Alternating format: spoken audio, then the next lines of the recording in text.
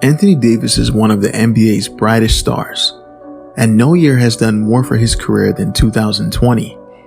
Suddenly, playing for the Lakers has brought Anthony Davis into the spotlight, and fans have come to the realization that Davis is more than just Robin to LeBron James Batman.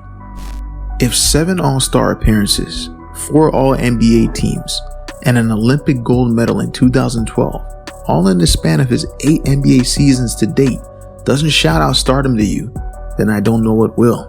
Despite all of his accolades, Davis is only in his 3rd playoff appearance this season, while another player in the league has willed his team to an NBA Finals appearance in just his 3rd NBA season.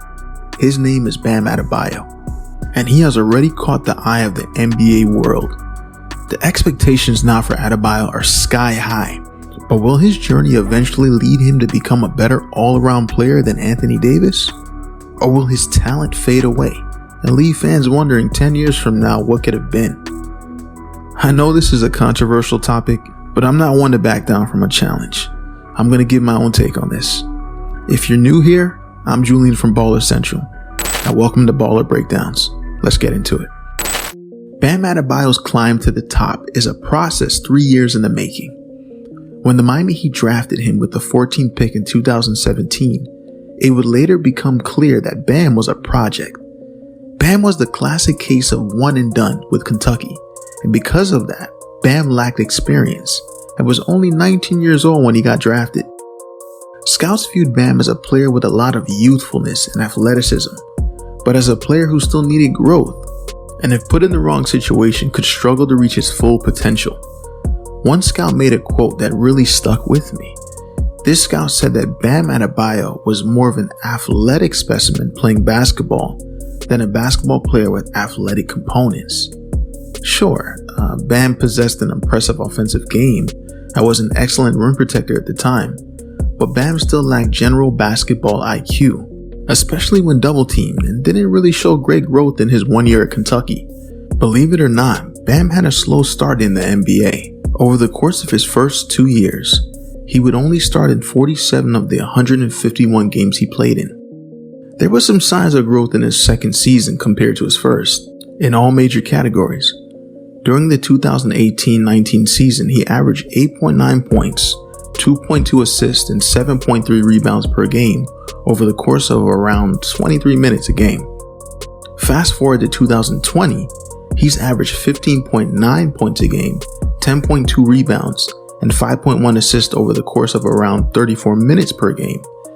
His impressive stat line had earned him his first All-Star appearance.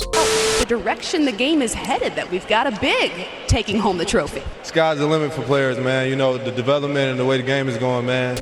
A year of this much growth would have been enough for most players, but Bam would play his best ball in the playoffs. So far in 15 playoff games, Bam has averaged around 18.5 points, 11.4 rebounds, and 5 assists per game. Versus the Celtics, Adebayo would live up to the hype. He would only score fewer than 18 points once during the series, and a record playoff high 32 points during Game 6. This match would grant the Heat their first final appearance since LeBron James.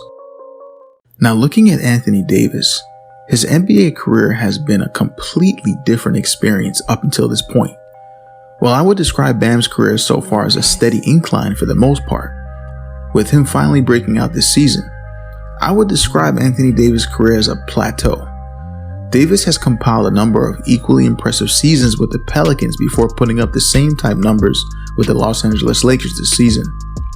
Also coming out of Kentucky, Davis was viewed a lot more highly among the scouts. Scouts viewed Davis as someone with a versatile skill set. He had shown signs of great length, athleticism, and fluidity after only 1 year at Kentucky. Ironically, scouts also viewed Davis as a big man with guard ability. The dude grew 7 inches between his junior and senior year in high school. He went from 6'3" to a towering 6'10", and apparently carried over his guard skills from his junior season in high school when he was a starting point guard. Imagine all the damage you can do on the basketball court if you were just 7 inches taller. As funny as it seems, it ultimately propelled Davis into the player he is today. Davis would end up being drafted first overall by the New Orleans Pelicans, at the time known as the Hornets, in the 2012 NBA draft.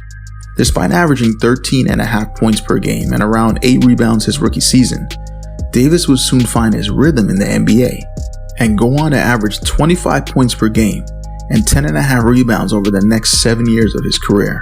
This current season, Davis has produced 26.1 points, 9.3 rebounds, and 3.2 assists per game. Davis is a baller, and his regular performances night in and night out has helped him land on the All-NBA First Team and helped him finish second with the Defensive Player of the Year award to the unstoppable small forward of the Bucks, Giannis Antetokounmpo. Anthony Davis and Bam Adebayo are at two different spots in their careers. Davis is probably playing at his peak, while Bam has yet to reach his peak. Let's break down their offensive and defensive abilities here. On the defensive side of the ball, it might initially seem like Davis is the better player, but that might be deceiving. Despite Davis's 4 All-NBA defensive team appearances and his more prominent recognition, Bam, I believe, is right there with him. Davis may be a better shot blocker, averaging 2.4 blocks over the course of his current career, but the advanced stats show Bam is a force to be reckoned with. In the 2018-19 season, NBA Math viewed Bam as a better defender. His 49.57 rating ranked second to Giannis and ranked higher than even the likes of the 2018-19 Defensive Player of the Year, Rudy Gobert, who had a rating of 47.33. This year, Bam was named to the All-NBA Defensive Second Team, which shows that he and Davis are both comparable defensive players. If you still aren't convinced, watch the Game 1 ceiling block against the Celtics in overtime during this year's Western Conference Finals, where Bam made Tatum at the summit. I still can't get over that block. With similar defensive skills, Bam's offensive game is the area he will have to improve upon the most if he wants to become a better all-around player than Anthony Davis. Davis averaged roughly 10 more points than Bam this season. Bam may have had a higher shooting percentage this year, shooting just over 55% compared to Davis shooting 50%. But he has to find a way to become more of a frequent scorer. One area in which Bam was better this season was his assist game. He averaged around 2 more assists than Davis. If Bam can maintain his assist numbers and rebounding numbers while putting up 8 or 10 more points per game, then we have a problem. I'll say this, Bam has the potential to reach those numbers if he continues on his trajectory, but he has to find a way to keep improving and search out new ways to score. Adebayo is already regarded as one of the best power forward/centers in the game, but season-to-season improvement will give him the best opportunity to become the best at his position in the NBA, and possibly over the likes of Anthony Davis in the future. It isn't out of reach. Look at Giannis, for example. The Greek Freak was also regarded as a project when he was drafted 15th overall by the Bucks in 2013, but he has improved every season and now has the opportunity to be viewed as one of the all-time greats if he can add a title to his name after winning the MVP award these past 2 seasons. He's also going to need to add a shot, but that's a discussion for another day.